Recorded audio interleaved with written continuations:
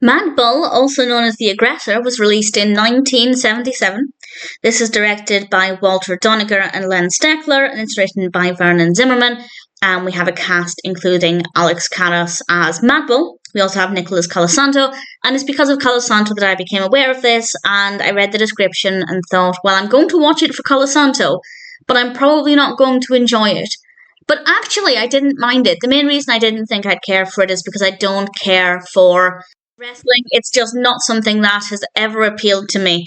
But actually, I really didn't mind this. The narrative wasn't the most interesting for me.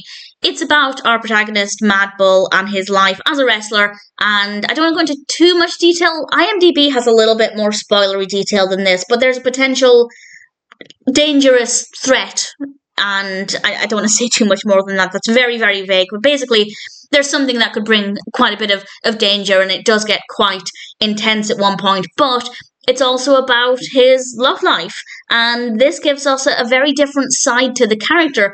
Obviously, when we see him wrestling, he has the nickname or the wrestling name Mad Bull, so you can imagine what the performance is like. And then we see him interacting with other characters, and it's a very different side to his personality, and I think that the character is very, very well written.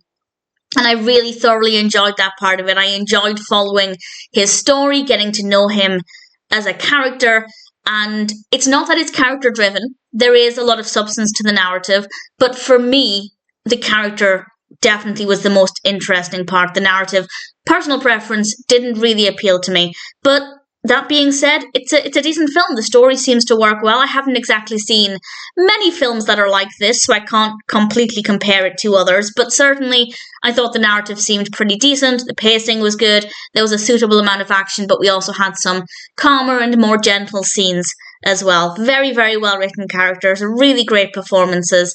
So in general, I'm not going to say I'm glad I had a reason to watch it, but at the same time, I definitely liked it a lot more than I expected to. And ultimately, Mad Bull or The Aggressor wasn't a bad experience. I wouldn't watch it again, but I didn't mind it.